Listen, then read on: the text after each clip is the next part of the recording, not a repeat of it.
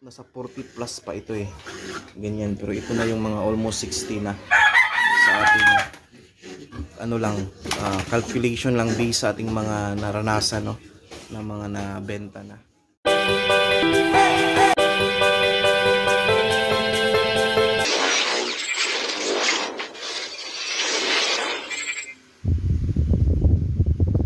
Yan mga kabagis, kumihilik. Alright, welcome back to my YouTube channel mga kabagis. Ito tayo, kain tayo, no? Ayan. So napansin ninyo, nasa ano pa lang ako ngayon, 50-50 pa lang ako ngayon sa pag-gradual na pag-transfer natin sa feeds nila from Growix 1 to Growix 2. So ganyan, hindi masyadong ano sa pagkain nila kasi kaka-transfer pa lang sa Growix. Pero ubusin yan nila, no? Bigyan lang natin yung estimated natin na kaya nilang maubos, ilagay lang natin kahit hindi pa yan kakain, ubusin yan nila maya maya. Well anyway, going back sa ating topic mga kabagis, no, ang ating sagutin ngayon is nasa update natin dito is mag 2 weeks, I'm sorry, 2 months na sila this Tuesday. Yan, Tuesday na yan, mag 2 months kabagis, and napakalaki na ng puti, no. So yung estimated natin dito mga kabagis sa update natin nila, itong mga puti nasa mga almost 60 na yan, mga ito. Hindi ako mahilig or hindi ako gumagamit ng sukatin yung ilang inches yung bilog ng kalang katawan para malaman yung timbang. Ito yung ang akin is estimate lang yan, based lang din sa ating experience mga kabagis, na ano, based sa ating experience ng mga previous nating inalagaan. Kapag ganyan na kalaki at ganyan na ang edad, almost 60 na yan, yun, hindi tayo gumagamit ng ano mga kabagis, no, ng Metrosan, yung ilang inches na yung bilog ng katawan, yung napinao. Ito mga nasa 40 plus pa ito eh, ganyan, pero ito na yung mga almost 60 na sa ating calculation lang based sa ating mga naranasan, no, na mga nabenta na. Yan.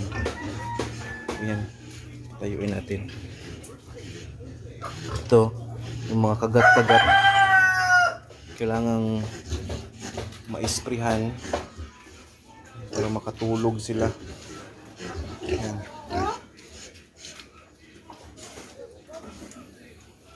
Maliit pero maskulado to. Ayan.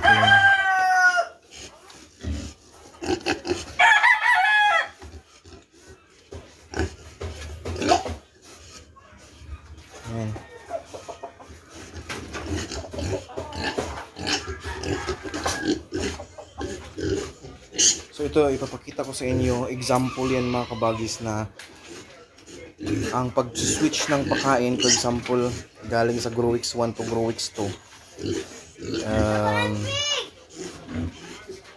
totoo yan na ano, hindi talaga nila kainin, ubusin yung feeds nila katulad nung previous na pagkain na matakaw, dahil nga adjust pa, kaya pinakagat niya yung sugat.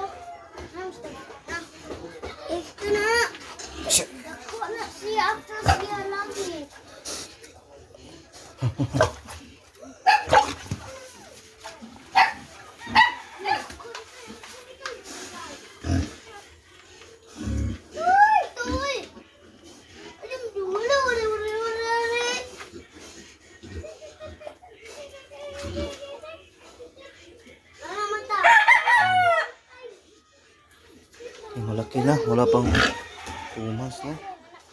Ito. Ayan, napakalaki na mga kabagis, no. So mag 2 months na to sila this Tuesday. Ayan. Para siyang nabilaukan yung ating brown. Hindi yan, wala yung ubo mga kabagis, binabilaukan lang yan. So ito yung resulta sa pagkain natin from Growix 1 na Growix 2 na tayo. Pinaubos ko lang sila ng isang sakong Growix 1. Ngayon Growix 2 na hanggang mabenta.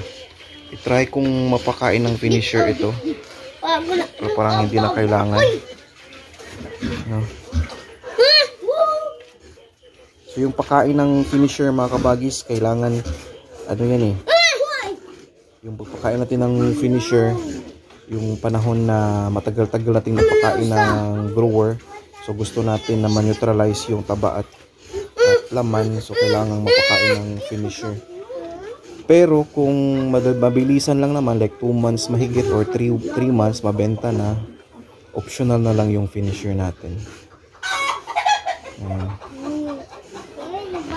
Pakainin ko muna ng talbos ng kamote. Ito, sa panahon na mga kabagis, importante talaga tong talbos ng kamote.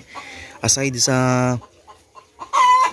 prevention ko to sa basang dumi ng mga baboy ko, maganda at importante mapakain natin ng talbos.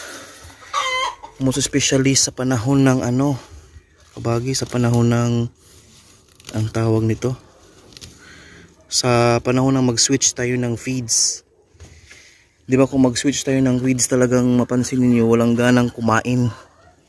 Kahit i-apply mo yung 30-70, 50-50, 70-30, may mga times na sila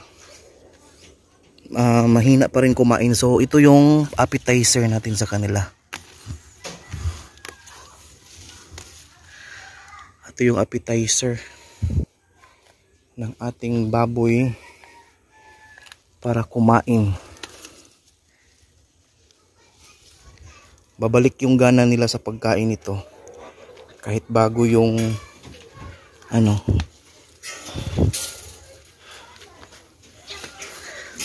ganito karami, okay na to. Babalik yung gana nila sa pagkain mga kabagis, para kung makakain sila ng appetizer. So kahit bago yung feeds, yan, dahil dito babalik yung gana. Tingnan niyo. So kung makakain sila niyan, ubusin nila tong hindi na ubos nilang feeds. Dig.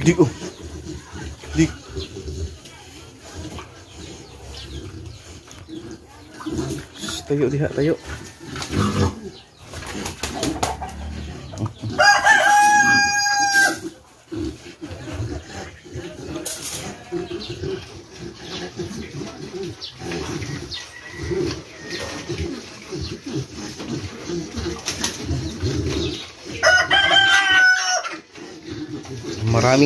Maraming purpose talaga yung talbos ng kamote mga kabagis. Aside sa patanggal ng prevention ng basang dumi, appetizer. So magsiswitch ka ng feeds, hindi masyadong magana, then pakainin mo niyan para maubos nila yung feeds nila.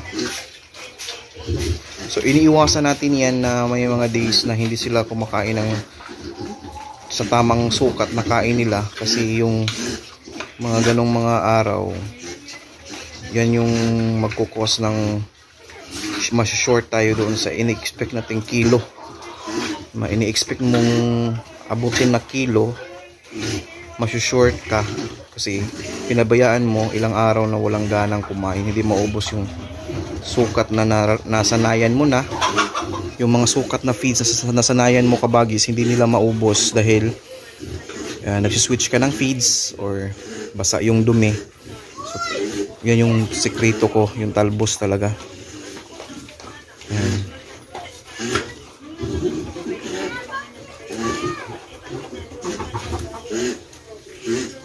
Iwan ko anong nangyari ng brown na yun, parang may ubo o bilaukad ba yan?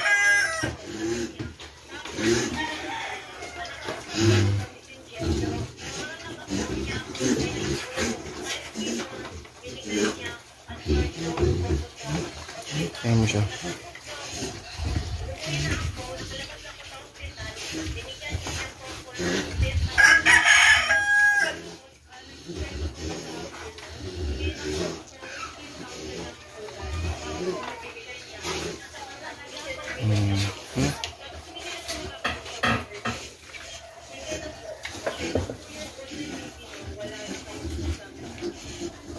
Yan, update. Wala pa tayong 2 months, no?